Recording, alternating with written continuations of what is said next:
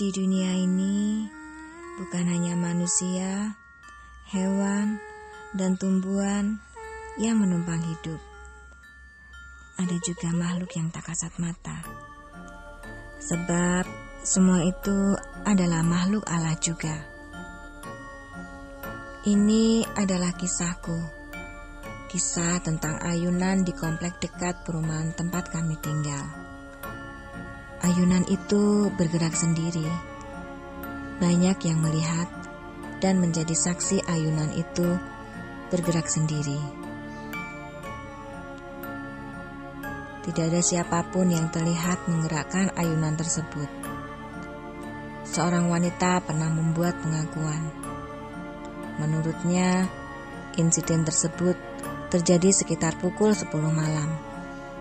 Dan pada saat yang sama, dia juga melihat anak-anak kecil yang seakan liang bermain di sekitar ayunan tersebut.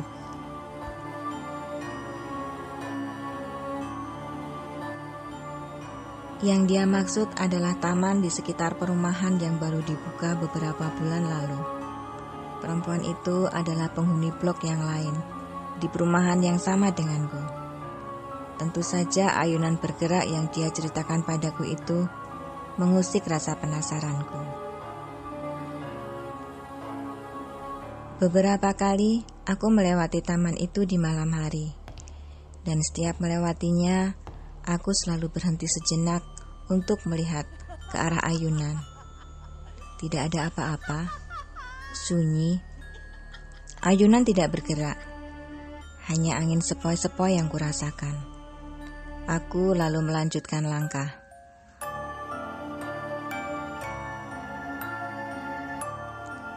Sayang sekali, padahal aku ingin apa yang perempuan tetanggaku lihat di malam itu juga bisa aku lihat.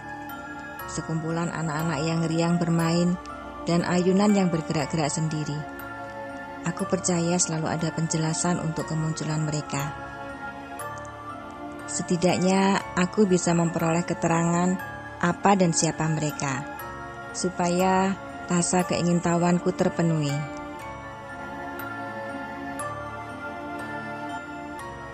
Hari itu aku pulang kuliah lebih malam dari biasanya.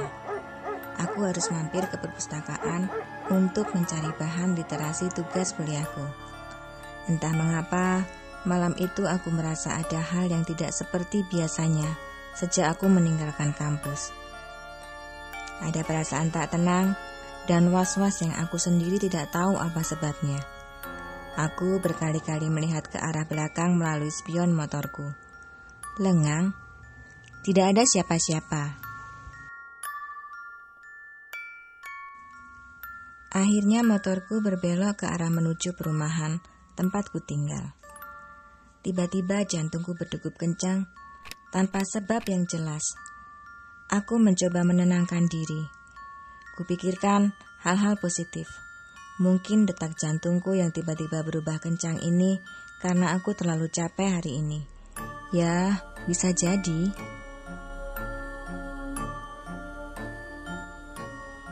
Tiba-tiba mesin motorku berhenti. Aku terkesiap. Aku berhenti tepat di depan taman kompleks perumahan. Bahkan aku bisa melihat dengan jelas ayunan yang berada di tengah taman. Tengkukku meremang, seperti ada sesuatu yang meniupnya. Terasa dingin di sana, sehingga membuat bulu kuduku berdiri. Belum hilang perasaan ganjil yang menyergapku. Mendadak ada suara yang berbisik di telingaku, memanggil namaku. Noni. Suara itu seakan begitu dekat, bahkan menusuk sampai ke dalam gendang telinga, lirih dan menyayat. Perasaanku memberitahu bahwa ini adalah situasi yang tidak baik. Aku harus segera meninggalkan tempat itu. Aku mencoba menghidupkan mesin motorku, tetapi electric starter tidak berfungsi. Ku coba menyalakan motor dengan manual. Tidak berhasil juga. Yang paling aneh dari semuanya, Tubuhku mendadak seperti terkunci. Aku sama sekali tak bisa menggerakkan tubuhku. Dan mataku seperti dipaksa melihat ke arah ayunan di tengah taman. Lagi-lagi jantungku berdegup kencang. Ayunan itu tidak kosong. Ada sosok di sana, berbaju putih panjang dan rambutnya terurai menutupi sebagian wajahnya.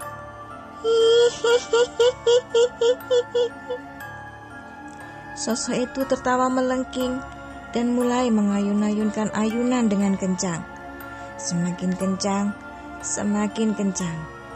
Bersamaan itu, tiba-tiba banyak anak kecil datang menyerbu ke taman. Entah dari mana mereka datang. Mereka berlarian seperti sedang bermain. Aku tak perlu menunggu lebih lama berada di tempat itu. Sudah cukup penampakan mereka menjawab rasa ingin tahuku. Apapun itu dan siapapun itu, aku percaya mereka memang ada. Aku mendorong motorku menjauh dari taman. Memasuki komplek perumahan, aku bertemu dengan satpam yang berdiri membelakangiku menghadap pos jaga komplek perumahan. Berbasa-basi sedikit, satpam pun aku sapa. Aku terkejut setengah mati. Wajah satpam itu pucat dan datar. Dia diam 1000 bahasa menyambut sapaanku. Aku terkejut dan ingin berteriak. Tetapi lidahku seakan terkunci. Keluh. Teriakanku seakan hanya ada di kerongkongan. Selagi aku berusaha menghindari satpam itu, tetapi ternyata satpam itu malah menghampiriku. Dia menyodorkan kepadaku sebuah surat kabar lusuh. Mataku seperti dipaksa untuk membaca judul berita di surat kabar itu. Satpam Juki dan keluarganya tewas dihabisi perampok ketika mereka menjaga dan menginap di salah satu rumah warga yang sedang mudik.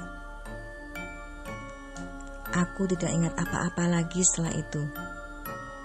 Baru beberapa jam kemudian, aku tahu jika aku telah berbaring di kamarku. Aku dikerumuni beberapa tetangga dan seorang sepupu yang tinggal bersamaku.